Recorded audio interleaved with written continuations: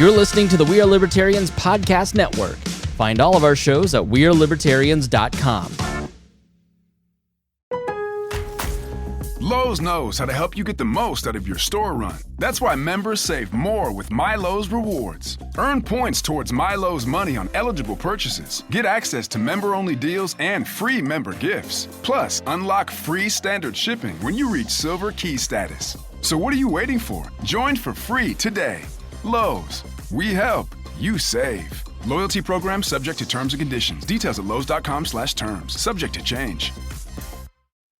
You know what's smart? Enjoying a fresh gourmet meal at home that you didn't have to cook. Meet Factor, your loophole in the laws of mealtime. Chef-crafted meals delivered with a tap, ready in just 2 minutes. You know what's even smarter? Treating yourself without cheating your goals. Factor is dietitian approved, chef prepared, and you plated. Pretty smart, huh? Refresh your routine and eat smart with Factor. Learn more at factormeals.com.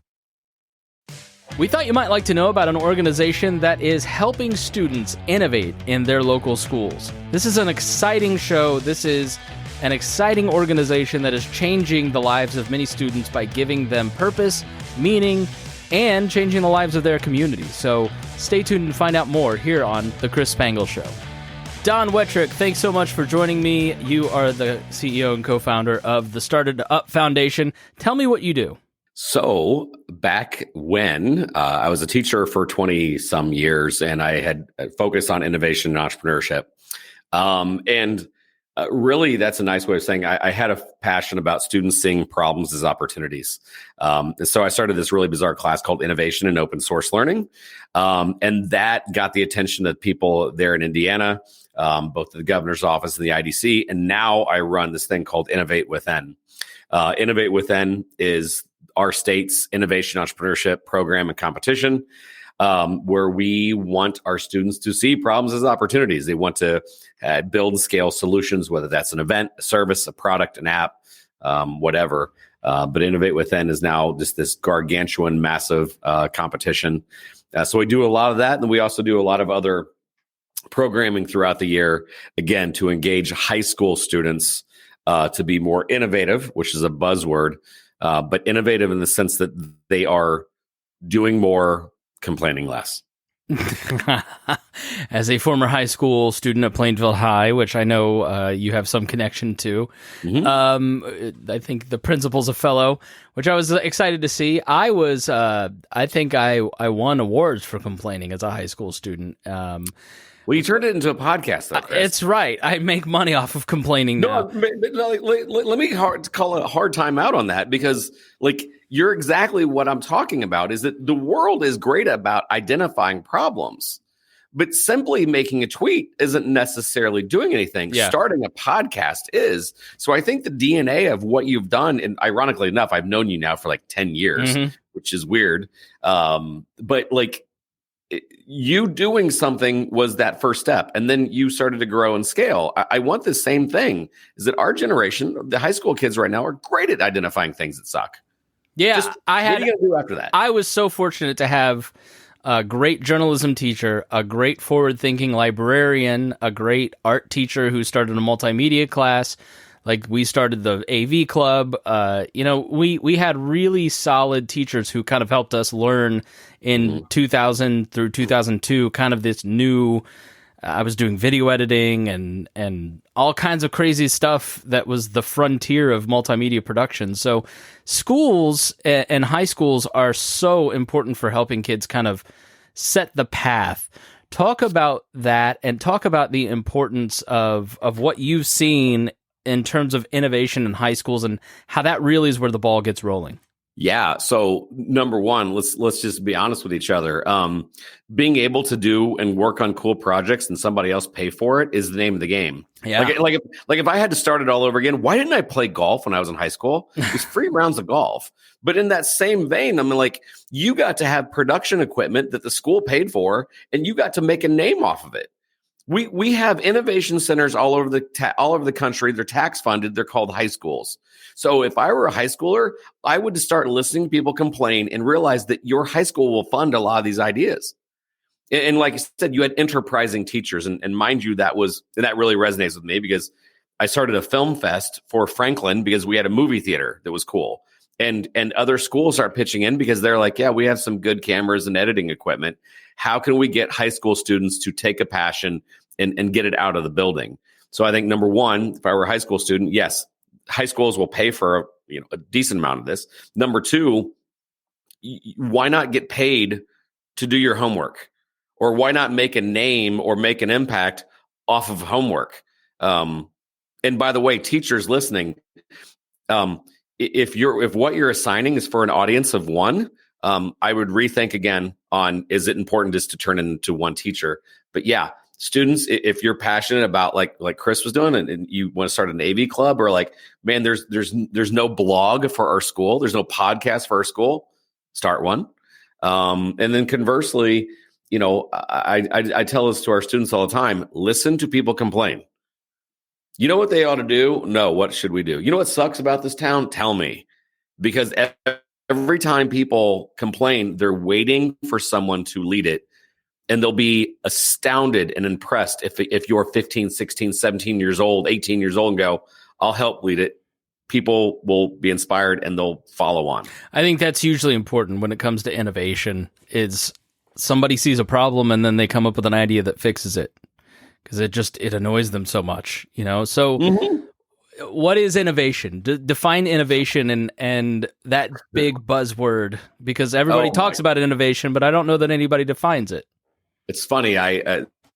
Shameless plug. I wrote a book like 7 years ago. And even then I talked about this buzzword, and I did this hard gulp. Like, am I going to keep using this word? Because I just watched a commercial 7 years ago about, I think it was Cottonelle, a new innovative layer of softness. I'm like, dude, something you wipe your butt with is now innovative.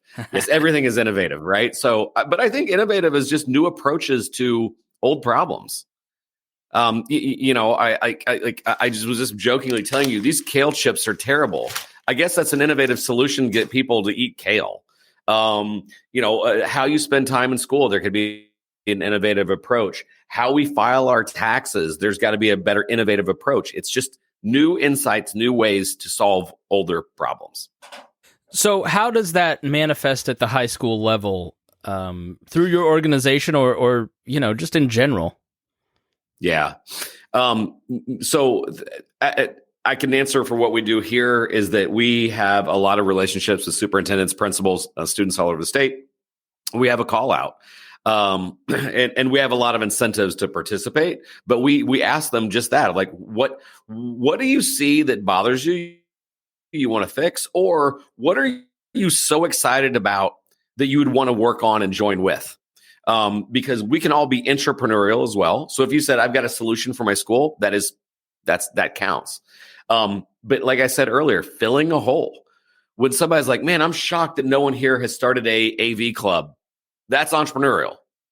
Man, I can't believe that there's no real things to do for students on the weekends in this town. Coming up with that is entrepreneurial. So we have a call out every year, incentivizing with both money and scholarships to different universities, but also to get into this mindset and then get into our network of people that are wanting to help support. And then what we thrive on is that we are not wanting to be an idea competition.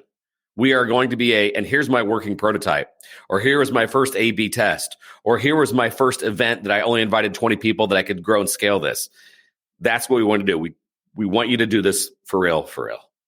Yeah. So Innovate Within is a festival where people bring their ideas and they can win up to 25 grand and you can meet all kinds of leaders. Like, tell me about the Innovate Within program and how it got started and what it does. Yeah. So how it got started truly was from the Indiana Economic Development Corp. They wanted to do basically a youth Shark Tank. And they asked me as an innovation teacher what I would do differently. I told them my opinions, and I told them I normally don't like youth Shark Tanks because they're normally a great big idea that in theory is not going to work. And they're like, all right, smart Alec, what would you do differently? And so I laid out what I do differently. And they're like, great, join us. So it originally started with the IDC. 2 years later, they're like, it's yours now. What it is more than just a one-day event. It is free curriculum to any school. to one, get them into this muscle memory of understanding what is the buzzword versus what is real, what is market validation, what is scalability, do you understand costs, what is a product market fit, these kind of things that aren't usually taught in most schools. And then after that, it's encouragement, it's mentorship along the way. And then yes, from February until May, there's 3 rounds of actual judging. And yes, there's money associated. There's travel associated with it. If you're a regional and state finalist, you get an all expense trip paid to a different city this year. I think this year it's Washington, D.C. And then most impressively, and this is where it's gotten crazy, is that our students that have come through this, we deliberately we don't want to lose contact with you. Because everybody is very how can we help you stay? We had something like a 98% stay in Indiana rate. So a lot of our students either went directly to some cases employment, but a lot of them went to our universities. And 98% stayed at Purdue, IU, Ball State, Indiana State, Notre Dame, etc. Evansville, USI. Can I ask why that's important? Because I hear a lot of that in Indiana, a red state. It's while we do have the Salesforce Tower and we do have a lot of innovation, the Silicon Valley of the Midwest, it's often said. The head of Eli Lilly and the governor and folks always talk about brain drain and it going to other places. How significant is that for maybe rurally based states like Indiana? And why do we want to fix it? Why does it matter? You've hit on something number one, a lot of our finalists have been rural. May I politely say that among the most innovative people I've ever met, and I'm being a little stereotypical here, but they're farmers. They're people that don't have a lot of resources near them, and they know how to fashion things together the likes of we don't understand. I'm not making a judgment, by the way. I'm not saying agrarian. No. Based area. I'm excited to say this, but I'm not. I totally understand, and I'm not surprised. But that drain is one of the reasons why we're doing what we're doing is that we're trying to showcase that there's a lot of opportunities here, and people are always like, I didn't know that. I didn't know that all this battery innovation was going on here. I didn't know that the future of mobility and autonomous mobility was centered here. But it's identifying those students that are like, hey, you could build and scale something now. Because I think the other thing that we add is if you make it to the second round, you have an appointment scheduled with your small business development center. And the students are flabbergasted to people are paid to help me be successful.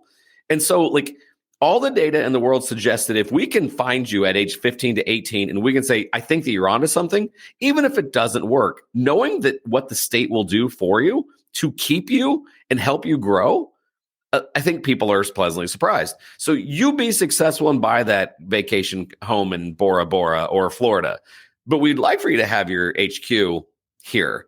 And there's so much rural talent. I'm going to give one example, then I'll get to your next question. But 2 years ago, we had 2 young men from the nearest big city was Salem. I think they're from a place called Camelsburg, right?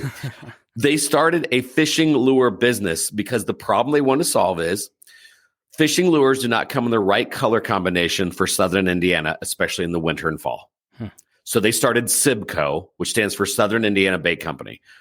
They had a customized plastic injection molding to make worms, shad, crawdads. They now have a lot of sales. They have sales in all 50 states in Europe. The mayor of Salem didn't know they were doing this. We're like, you've got to start incentivizing these young men to grow and scale here. So it is a high need.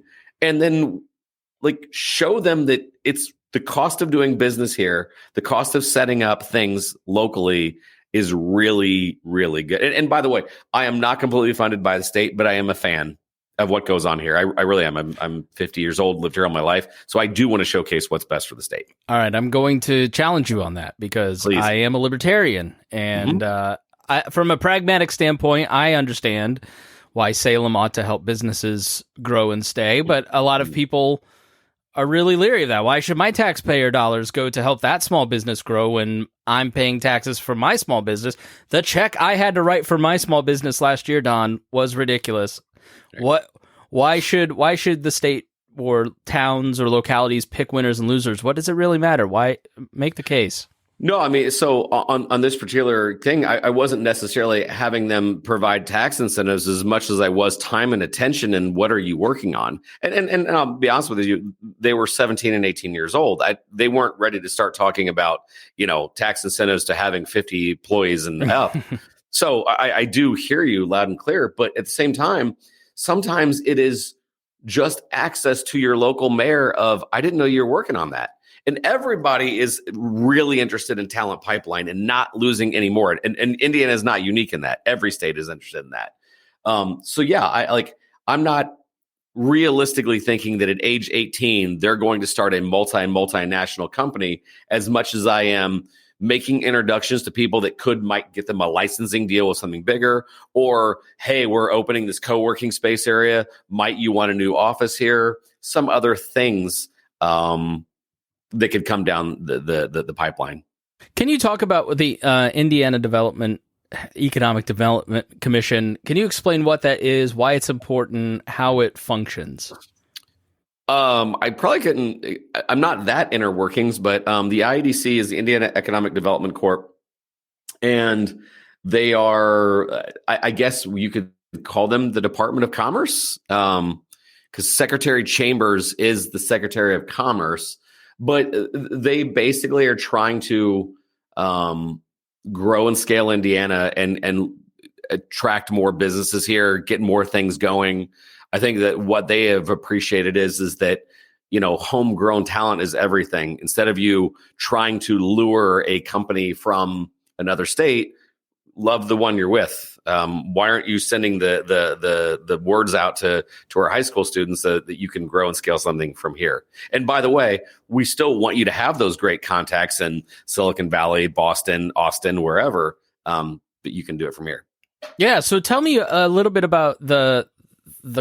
Do you call it a competition? Is that the right nomenclature? We nomenclature. I like that. And genus and species and yes, we have that. That is a part of it. But yes, yeah, there is a competition over the course of like 3 months. But there's also programming and travel and all this other stuff. All right, so that's kind of the advertised thing. But how does that manifest itself in the school? Is it do you go to the business teacher? I mean, I have a rudimentary. I'm 20 years out of education, so do you go to like a high school business teacher and start a club? Is it a class? How do high schools take your program, implement it, and then kind of work us through that curriculum? Yeah. So in some cases, I have traveled to so many states, so many schools in the state, it's ridiculous. And a lot of times when I see that guidance counselor or the principal, usually the first two people I talk to, I tell them, I'm not looking for a teacher, I'm looking for the teacher. And the teacher doesn't usually matter what they teach. A lot of times they have an interest in their success outside the classroom. Yeah, we probably have more teachers in the business department in our program, but we also have a lot of engineering teachers of like, solve a problem. Oh my gosh, you could build a prototype. We have a lot of what used to be called home ec, which is now family consumer science teachers, English teachers, teachers that are into social justice, teachers that are into community-based learning, all of these things. So it's usually a teacher that's passionate about more than a grade. I know that sounds cliche, but like literally those people are our jam. And then sometimes school corporations have an identity of being innovative, and they like the fact that this takes a great project and moves it out into the real world. And again, I think the thing that blows my mind is everybody thinks that, okay, well then this is the Carmel and Center Grove Open. Nope. Carmel has not won, nor has Center Grove. I think probably one of the best destinations for this has been in Northwest Indiana, Hobart, Munster. They're awesome. And then both of them, like one is a business teacher, another one is a principles of engineering teacher. So it's from all different walks of life. Yeah, and just for people who are out of state, Carmel and Center Grove are the rich schools, and Hobart, that's the region up by Hobart Chicago. Is actually where the Christmas Story, the guy that wrote that, is from. I thought that was Hammond. I thought it was Hobart. Same area. Yeah, it's the same thing. It's the region, right? It's wild and woolly. So give me an example of some of the innovative ideas that have come out of this over the last few years. Like, what are like the top three that just sort of you went, wow, I never would have thought this, and how successful are these kids? Yeah, I'll start with Hobart's last year. Actually, I'll give you two different from Hobart to show you the wide variety. 3 years ago, there was two young ladies that presented, and one of them, their grandmother had arthritis, especially in her hands, and she'd wake up a lot at night because her hands would tense up. So what they did is they came up with a glove that had some like gears and pulleys and a heating element that over time, very slowly, the glove would open and close fast enough where it would keep her hand limber and not ache up, and slow enough where it wouldn't wake her up. And the heating element also kind of helped like with the pain. They had a prototype. Then especially at Purdue, they were very interested in carrying this forward. So they've been working on a patent. Wasn't business ready yet, but they had a problem and they were solving it. At some point, I want to quote Vanilla Ice today, but not yet. And then flash forward to this year, we had two young ladies. Again, we always ask, what problem are you solving? The first problem they were solving is I hope we don't get any defamation lawsuits, but fast fashion that you see a lot of times from like Old Navy, it'll say 4th of July, 2022. You wear those for one day and then they're landfill, unless you paint in them or whatever. They did an upcycling event at their farmer's market where they asked to donate old T-shirts, to where they shredded them, because their second problem is their humane society was a no-kill shelter but was underfunded. So they decided to collect old jeans and T-shirts. The T-shirts were the stuffing. The jeans were this dog bone pattern, and they were sewing together dog treats or dog toys without any landfill use. And so they made some that was good enough for them to move on to second round. They start working with some of our counselors and the Small Business Development Center. Here's where the magic gets awesome. The SBDC counselor goes, wait a second, like you're selling out. Like, yeah, it takes us all week to make 20 to 25. We're selling out immediately. They're like, 6 miles from your high school is a thing called Tradewinds. Tradewinds hires special needs adults. And a lot of what they do are sew and assemble things together. So they went from making 20 to making hundreds. Now they have three problems they're solving. Number one, landfill. Number two, the Humane Society, which are now giving 20% of their proceeds. And number three, continually hiring more adults that are the most unemployed in America. By the way, the state all of a sudden got involved. They started looking at this, and we just did a video on it. I can share it with you later. But like, they're growing and scaling, and they were freshmen in high school. And so their sales are going well. I could give you more examples. So was it they had this idea and they were doing it on their own, and then they connected to you, and then your counselors can throw gas on it, essentially? Yeah. Because I think if you're in high school, you think like a silo, right? You think like, I've got this idea, I'm going to hand sew it myself. I'm not going to ask for help. Yes. But the older you get, the more you realize how important networking is. Yeah, it's everything. Matter of fact, we had another event that at the regional level, this young man came in second or third, and he barely came in second or third. He was a really good contestant, and unfortunately, that was to move on to state. He did not move on to state, but a couple people there in the audience were like, "You're onto something," and he ended up getting funded by someone in the audience that now is his business partner.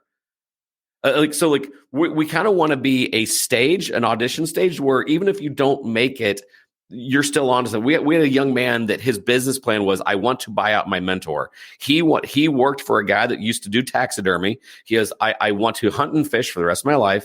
And my mentor, who was in his 70s, is like, he's going to retire at some point, and I want to take him over. He's like, he doesn't even place Facebook ads, and he makes around $80,000. Mm-hmm. In his words, cutting off the heads of deer and mounting them to walls. So he had already identified his mentor, and then he was talking about how he was going to build and scale that. The network of the people we want them to meet, the small business development centers, just the people in our contacts are like, kid, you're closer than you think. So an idea could actually be executed with the help of others. Rarely do I expect to hear a 16-year-old say, I'm going to start a food truck and I know what I'm doing. I know my costs. I know my target market, and I already got funding. But if you've got a validated idea, and even if it needs, we had another student that wanted to basically create fish skin bandages for burn victims. She had learned in her Project Lead the Way class that some fish skins adhere well to human skin. And so she was like, I want to help burn victims in India, because she was formerly from India. And so then she did some research, and she had realized the Department of Natural Resources is killing as many Asian carp as we can possibly kill because they're horrible. So then she contacted the DNR. Hey, could I have some fish to test on? And their answer was, how many hundreds of pounds do you want? But like, Chris, this is like, that's the one that the Governor Holcomb was like, oh my, he was the state finals, and he's like, he couldn't stop talking about that one. Yeah. Ironically, that one didn't win. It came in like third or fourth, but it doesn't matter. That girl got discovered, got more scholarships from it. And now she actually leads our alumni association. And I can get into that and those things that they're doing. But like, it's a chance to get in front of people and validate at minimum a great idea. And a lot of these students are already super passionate, and they will move forward on it. Yeah, I think the old man people on my Facebook are like, kids don't do anything, everybody's depressed, and I'm not minimizing that, because the last show that I did in this series was how depressed and how tough things are for high school students right now. Yes. How important is entrepreneurial endeavors in lifting the mood of your kids? Dude, I swear to you, you did not plan this question, but you couldn't have teed it up. I really think that Innovate Within, in a lot of cases, is a not the answer, but a pathway to more happiness. If you are compelled to want to work towards something, I like it. Anxiety lessens. Now, that's not to say that entrepreneurship doesn't induce anxiety if you start getting to a different level, but like, things that you're passionate about and things that you want to work forward to is a different mindset. I think that right now we have a endless loop of watching people be successful and endless scroll through it. And that, of course, that makes you feel terrible. Of course it does. Why does she sell that many cosmetics? Why can't I have just as much talent as that person? Why am I'm going to, renegade and dance and whatnot in front of a camera? And they're like, believe me, in the industry that I'm in, I look at other podcasters and I'm like, I'm better than them. Why are they more successful? But then I get off TikTok and start doing shows and research, and my mood improves. So I get that 100%. It's the 1,000%. Effort that is made. People need a purpose when they wake up in the morning. And then you start also finding people that might want to collaborate because they were waiting on you. Yeah, for sure. How important is entrepreneurship to the success of communities, not just in high schools, but it feels like entrepreneurship has kind of taken a back seat in our generation. Mm-hmm. It's great to hear that it's not in the students that you're working with. I think at minimum, entrepreneurial thinking is paramount. We keep saying, again, seeing a problem as an opportunity. The current generation, actually the current society, adults, we are great at saying what sucks. I'm bothered by this. I'm annoyed by that. We're great at it. Okay, what's the next step? The next step is entrepreneurial thinking. Learning how to propose some sort of a solution that is not empty platitudes. It's not chanting simple mantras. It's like, here's my plan. And who else wants to join with me? Our students are amazed that who wants to join with me is a lot of people. People are waiting on the sidelines to be inspired. And if there is a plan, people will organize and help you. If there's a lot of empty platitudes and like, I'm bothered by these things and I think the world's unfair. Okay, get in line. Everybody thinks it's unfair too. So I think entrepreneurial thinking and the plan of attack on what you're going to do is critical right now. Not just for the growth of our country, but for the psychological development of a lot of people. All right, we're getting low on time, so I want to ask about a couple other programs. The Alumni Association, what does it do and why is it important? Man, that's where it gets... So, long story made short, this was going to be year 6, I think. And so some of the talent that has come through, it has not been lost on some people. And so we had a lot of people going, how are we tracking these young men and young ladies? In a very tech point or fellowship kind of way, can we keep them engaged? And so we reached out to state finalists over the last 5 years and said, hey, anybody wants to stay engaged, we can. We started throwing together some events, some meetups. And then as fate would have it, our friends at Delara which I had no idea how important Dallara is to all things auto. They make every Indy car. Every Indy car is sort of the claim to fame there. Well, but what we didn't know is they also lead this thing called the Italian Motor Valley Consortium. And really, they do a lot of R&D for Ferrari, Lamborghini, Bugatti, Ducati, all these things in end and eye. And they got wind of some of our students, and they're like, we want to work with more of your students and more of your teachers. We sent some of our teachers and our alumni out to the Italian Motor Valley this year, loved it. They want to do it for the next 10 years. So talent pipeline. So our alumni, they are so sought after. We'll do some meetups and like, we've got people saying, hey, we got internships available, because who doesn't want to work with innovative talent, especially as they're getting closer to graduating from college or ready. So internships, travel opportunity, and quite frankly, they're just great ambassadors of the program and of the state. So that's kind of what that's about. Yeah. I'm sitting here and living my dream because of internships and great teachers. So it's fantastic. Yeah. Tell me about the Indiana Innovation Educator Fellowship. We kept finding that it was, and I don't mean to be dismissive of the schools, but we kept finding that it wasn't a school that was rocking this competition. It was a teacher. Sometimes teachers were having 200 and 300 kids apply, and they're like, what is going on in your class? And little by little, we kept finding these, I almost want to call them rogues. They were those teachers that were like total gems, and they were doing it a little differently. And so we started identifying them, and then we called our friends at the Department of Ed and like, hey, man, we've got these awesome teachers that are willing to work with us in a greater way.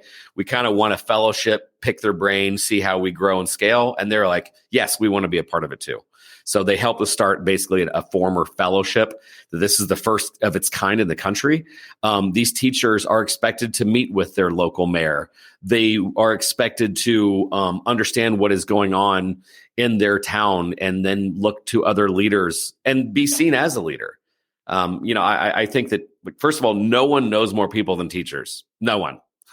And so if we could put their network and say, hey, we need these things to go on in Rochester, Indiana, in Sullivan, Indiana, in Hobart, Indiana, we want this fellowship to be that sounding board and be able to work with those organizations or those city leaders, those nonprofits to really get things moving. All right, Don Wettrick, thanks so much. It's shameless self-promotion time, if you can muster it. Tell us, if you're a student out there listening, if you're a teacher, how can I get in touch with you and get involved in what you do? Sure. So if you're an Indiana student or teacher, go to innovatewithin.org. If you're outside of Indiana, go to startedupfoundation.org. We're actually now entertaining to expanding to 2 different states after this. But no matter what, we want to hear great student ideas. We work with some other venture partners that are interested in funding some ideas that you may have. Or if we can just be a help and be a conduit. If you're a high school student out there that is like got a great idea, but you don't know where to go next, man, it'd be my pleasure to help you. All of our contact information is there. Let us know. And if you're a teacher, same thing. Maybe you know of a student that's got something amazing, or maybe you want to be that teacher in the fellowship. As we make this kind of a more national thing, we're always wanting to be acquainted to those teachers. All right, Don, thanks for being my guest. Dude, Chris, thank you for having me on your show. And thank you for listening. We really appreciate it, and we will see you again soon here on the program. This podcast was produced and edited by Chris Spangle and Leaders and Legends, LLC. If you're interested in starting a podcast or taking yours to the next level, please contact us at leadersandlegends.net.